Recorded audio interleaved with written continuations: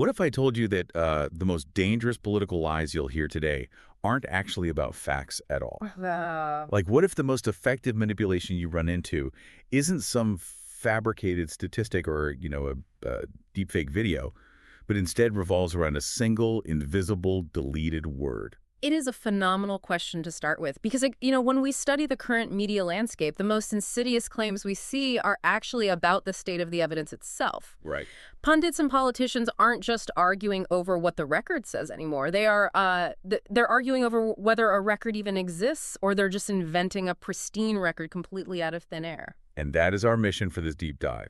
We're looking at a stack of sources that have identified this newly diagnosed, completely bipartisan media tactic. Mm-hmm. They call it record rounding. So exactly, one comes from the political right, one comes from the left. And we're going to show you how this rhetorical sleight of hand functions, regardless of the politics involved. And look, before we dive into this, we are obviously looking at highly charged topics today, specifically transgender sports and political primaries. Yeah, definitely. But we want to be incredibly clear with you, the listener. We aren't here to tell you who is right or who is wrong in those cultural debates. We are just here as mechanics. Like popping the hood. Exactly. Popping the hood on the media you consume to show you exactly how the engine of information is being manipulated by both sides. Our only goal is to impartially unpack the mechanics of how information is transmitted and, distorted in these original sources. Okay, let's unpack this with our first example. This is a claim from the right, and it originates on the PBD Podcast, Patrick Bet-David's show. Right. Specifically, this is episode number 834, and it was published on July 20, 2026. So Patrick Bet-David puts a screenshot up on the screen, and he sets it up by saying he doesn't even want to read it out loud. Yeah, building that anticipation. Right. But then he narrates what the screenshot supposedly is. Yeah. He says, and I quote, "This is a question being asked." And the guy says he gets his monthly period. Okay, so to give you the context of who they're even talking about here, the subject of this segment is a candidate named Ashley Webb. Okay. And Webb is a transgender woman who was running in Maine's Democratic Senate primary at the time. The podcast panel uses this screenshot to assert that this candidate represents, quote, the Democratic Party in a nutshell. Which is quite a claim. And, when you hear that phrasing, this is a question being asked, it paints a very specific scene in your mind. Oh, absolutely. You immediately picture like a verified interview, a journalist holding a microphone, a candidate giving this bizarre answer on the record. But when you actually trace the evidentiary record of that screenshot, the reality is entirely different. Completely different. What's fascinating here is that there was no interview, there was no microphone, no journalist, and definitely no question being asked. Really? So where did it come from? The text in that screenshot traced back to completely unauthenticated anonymous Reddit posts from an account named Sparky603. Sparky603. Wow. Right. Now, Ashley Webb was a real candidate, and she had recently gone viral for a different debate answer, like where she listed songwriting as a political qualification. Fair. But the menstruation material from the screenshot had never been verified by anyone. No mainstream outlet authenticated it, and the candidate never confirmed or denied it. So wait, how does a random comment from a Reddit user named Sparky603 end up being presented on this massive, globally ranked podcast as a verified, on-the-record interview answer? Well, we can actually track the exact mutation of this story through the media ecosystem. Oh, cool. Let's trace it. Yeah, it happens through a transmission chain. So when this story first broke, right-leaning news aggregators picked it up. Outlets like WLT Report, Breitbart, and Gateway Pundit, they all ran stories on the screenshot. Okay. But they all did something crucial. They included a hedge word. WLT Report's headline literally said Webb, quote, reportedly claims. And Breitbart and Gateway Pundit linked directly back to the resurfaced Reddit posts. They maintained the evidential qualifier because, legally and journalistically, they had to. Right. So they kept the friction intact. The word reportedly forces the reader's brain to hold two possibilities at once, Like this might be true, or it might just be internet garbage. Exactly. But then the story reaches the podcast panel, and it's like a high-stakes game of telephone.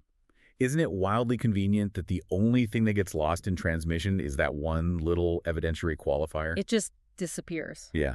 The word reportedly just vanishes. And what replaces it is a completely fabricated venue. The host says, this is a question being asked. And that invention of a venue is the key mechanism here. The human brain craves a definitive scene.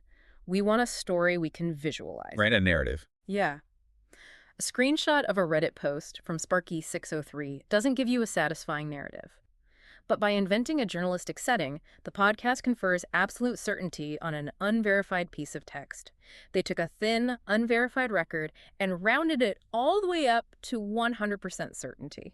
And because it happens in an audio format, that deletion is completely invisible to you as the listener. Oh, entirely. Like if you're reading an article and someone removes a quote's context, the writer usually has to insert those 3 little dots, right? It's a visual scar that tells you something was removed. But in spoken word, there is no audio equivalent for that. The listener driving to work has absolutely no idea a qualifier was removed. And the procedural context happening in the background makes this even more striking. What do you mean? So, Maine's filing period closed at 11:59 p.m. on July 20, 2026. That is the exact same day that podcast episode was published. Oh, wow. Yeah, and within 48 hours, the Maine Democratic Party had verified the signatures and eligibility for the primary. They listed only 2 qualifying candidates for their convention.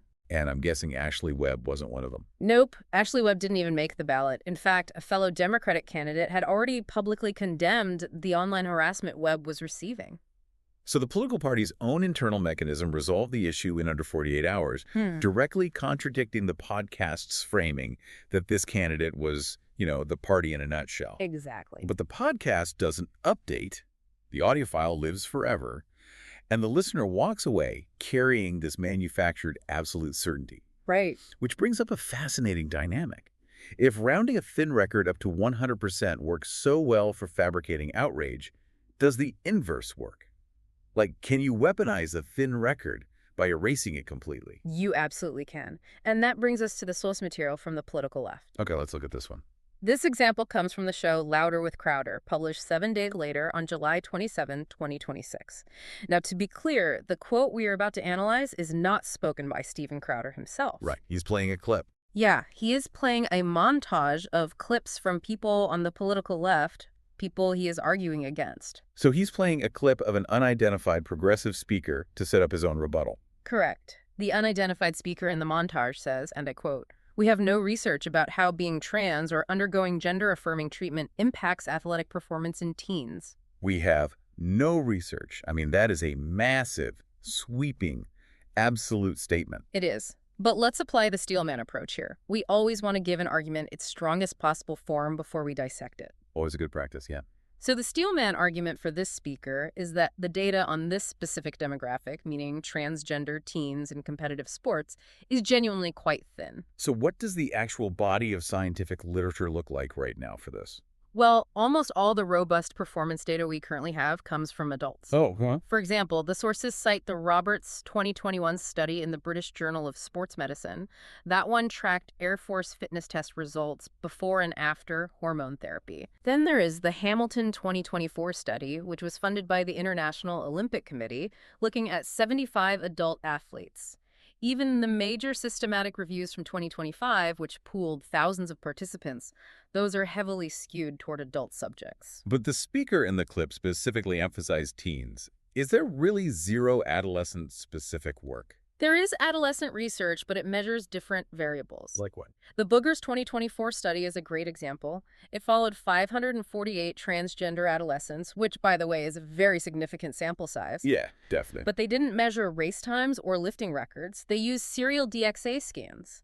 A DXA scan is essentially a highly detailed X-ray technique that measures bone mineral density, fat mass, and lean muscle mass. Oh, okay. So body composition is like measuring the size of a car's engine, but sports performance is actually taking that car to the track to see who wins a race. That is a perfect analogy. Body composition is the substrate of athletic performance. Yeah. A bigger engine gives you more potential power, but winning a race requires, neuromuscular coordination, biomechanical efficiency, and sport-specific training. Right, all those other factors. Exactly. Because of those variables, nobody has robustly tracked trans youth participation and direct competitive performance over a long period of time. Okay, I have to play devil's advocate here. If the data is just measuring the engine and not the race, are we just splitting hairs by calling out this progressive speaker? How do you mean? I mean, for the listener who's just trying to figure out what's true, isn't saying we don't have good data functionally the exact same thing as saying we have no research. This raises an important question because the distinction between those two phrases is actually the core of the deception here. What is happening in that progressive clip is a formal logical error known as argumentum ad ignorantium. Okay, Latin. What does that mean? It means conflating the absence of evidence with the evidence of absence. Wait, so you're saying there is a massive difference between we haven't found the definitive answer yet and the answer doesn't exist? Yes, a huge difference. So by claiming there is no research, they aren't just critiquing the limitations of the science, they are erasing the scientists entirely. Precisely. Saying we don't have good data on teen athletes specifically is a highly defensible, scientifically accurate critique. It acknowledges that a literature base exists, but points out its methodological limitations. Yeah, that's totally fair. But saying we have no research is a completely different sentence. It is a false absolute. It asserts that the evidentiary record is completely blank. And if the record is completely blank, your side wins the debate by default. Right. A blank record means there's nothing to argue about. But it makes you wonder, if these manipulative claims about the record are so effective, why do pundits even bother bringing up statistics? Like, if you have a strong argument, why not just bring out the hard numbers? Well, they do try to use hard numbers. In fact, in that very same 2-minute segment of Louder with Crowder, they threw out several statistics. And the scoreboard for both sides was an absolute bloodbath of misinformation. Okay, let's look at that scoreboard, starting with the left. In that same montage, a progressive clip claims there are like 5 trans people in sports. Yeah, and that claim mangles a real, much more nuanced statistic. Oh, it's the real one. In December 2024, the NCAA president testified before Congress that he was aware of fewer than 10 transgender athletes competing among roughly 510,000 NCAA competitors. So they took fewer than 10 in the NCAA and warped it into 5 people in all of sports. Yeah. That is an absurd distortion of magnitude. It is entirely detached from reality. But you see, Crowder responds to that montage with his own magnitude claims, and they fared just as badly. What does he claim? To counter the 5 people claim, Crowder asserts that many hundreds of medals, many hundreds of scholarships have been lost to transgender competitors. Hundreds of scholarships and medals. I mean, that sounds systemic. It sounds like a massive structural upheaval. Where does he even pull that number from? If you trace the provenance of that statistic, it comes from a volunteer-run website called shewon.org. It is a self-submitted, completely unverified tally of lost opportunities dating all the way back to 2001.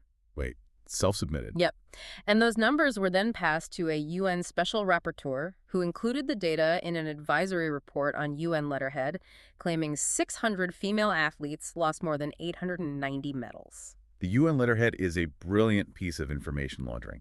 It gives the self-submitted internet poll the ultimate stamp of global institutional authority. The appeal to authority is incredibly strong, but when you actually look at the underlying tally of those 890 medals, a massive chunk of them come from just 3 sports: track and field, cycling, and disc golf. Okay, stop. Disc golf. Yes, 204 of those medals were from disc golf. You've got to be kidding me. No, it is the single largest block of non-athletics medals in the entire data set. Here's where it gets really interesting, because the context completely alters the severity of the claim. How so? It's like you're looking for a place to eat, and you read this terrifying, scathing 1-star review for a restaurant warning you that the place is a disaster. You are alarmed until you dig into the reviewer's profile and realize it's just a guy who is obsessively furious that they didn't have a specific brand of disc golf equipment in the lobby. That's spot on. When a pundit says hundreds of scholarships, the listener is picturing Division I swimming or Olympic gymnastics. They are absolutely not picturing a weekend amateur disc golf tournament. The magnitude of the implied harm completely collapses when you see the underlying data. And Crowder makes another hard number claim in that same breath. What else does he say? He blames the loss of 1970s-era healthcare copays on the cost of paying for, quote, gender transitions. Okay, to be fair, healthcare costs have skyrocketed since the 1970s. We all feel that in our premiums. They absolutely have. National health spending went from $74.1 billion in 1970 to roughly $5.3 trillion in 2024. Trillion. With a T. With a T. But the drivers of that astronomical increase are very well documented. It's hospital prices, physician prices, administrative overhead, and the explosion of chronic disease management. So what is the actual mathematical cost of gender-affirming care within that $5.3 trillion system? Well, peer-reviewed claims analysis puts the total budget impact of all gender-affirming care in commercially insured plans at 73 cents per enrollee per year. 73 cents a year. Yes. And furthermore, the historical timeline he presents doesn't even make sense. Medicare didn't vacate its categorical exclusion on this specific care until 2014. Right. And the Affordable Care Act rules mandating coverage took effect in 2017. So the erosion of 1970s and 1980s copays happened decades before the coverage he is blaming even existed. So in this tiny 2-minute window of audio, almost every single hard number thrown out by both sides completely falls apart under basic scrutiny. Every single magnitude claim fails except for one. There was a progressive clip stating that 0.6% of American adults are transgender, which aligns with generally accepted demographic estimates. But everything else collapses under its own weight. And this brings us to the core mechanism of everything we were talking about today. It answers a really profound causal question, like if hard numbers and statistics get debunked so easily. Yeah. Is that why pundits and politicians retreat to claiming there is no research or he said it on the record? Yes, absolutely. The sources we are looking at define this phenomenon explicitly as record rounding. It is the absolute cheapest, most effective claim you can make in modern media. Why does it work so well on us, though? Why does our brain accept a claim about the record faster than it accepts the statistic? It comes down to something cognitive psychologists and media analysts call story shape and audience trust. Think about the real world. The real world is messy, nuanced, and frankly, kind of boring. Claims like, the scientific literature is developing but currently thin, or this screenshot exists but we haven't authenticated it yet, those statements do not have a satisfying story shape. Because you can't get outraged over the data is currently inconclusive. Exactly. You can't clip that for social media. Yes. It doesn't trigger an adrenaline response. You cannot act on a messy reality. But when you round a record up to absolute certainty or you round it down to absolute zero, you close the story. Right. Nobody has ever studied this. He said it on the record. Those statements give the listener a neat, tidy little package of absolute truth to carry out of the room. It makes the conclusion automatic. It is weaponized closure. It reminds me of looking at an antique map. Old maps used to have edges labeled, "Here be dragons," because the area was simply unexplored. That's a great way to think about it. Record rounding is like someone coming along with an eraser, rubbing out the dragons, and writing, "The world ends here." They are presenting the limit of their own knowledge as an absolute physical boundary of reality. If we connect this to the bigger picture, it reveals why this tactic is so dangerous. Standard misinformation usually works by attacking a source's credibility. It tries to sever your trust in a specific institution or a specific journalist. Right, like saying, don't trust the New York Times or whatever. Exactly. But record rounding doesn't attack the edge between you and the institution. It deletes the edge between you and the evidence entirely. A void needs no rebuttal.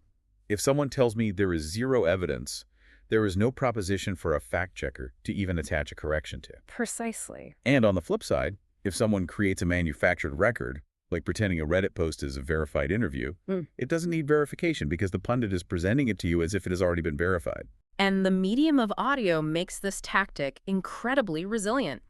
Think about how people consume podcasts or radio. You are driving, you are washing dishes, you are at the gym. Right. The barrier to fact-checking is practically insurmountable. If a host gives me a bad math statistic, maybe I can mentally double-check it. Sure. But if a host says, there is no research on this, for me to rebut that, I have to literally pull my car over, pull out my phone, search through academic databases, and size up an entire body of scientific literature. Good luck doing that on your commute. Exactly. Or if they show a screenshot, I have to pause, go online, and trace a digital footprint back to an anonymous Reddit account. It's a rebuttal that will literally never arrive in time. The audio just keeps playing. The host moves on to the next topic. The friction required from the audience is too high. While the magnitude claims collapse because numbers can be quickly Googled, the record claims survive because disproving them requires forensic effort that nobody has time for in the moment. This is incredibly eye-opening. We have covered a lot of ground here. And while the political subjects we discussed today, like the transgender sports debate or primary elections, they are highly charged emotional topics. Very much so. But the actual mechanics of how we are being manipulated are completely content neutral. Both the left and the right are using the exact same psychological playbook. They are looking at a messy partial reality, and they are either rounding it down to a zero or rounding it up to a 100% certainty just to give you a satisfying story. It is a shared tactic. It relies entirely on our natural human desire for definitive answers in a complex, overwhelming world. So what does this all mean for you, the listener?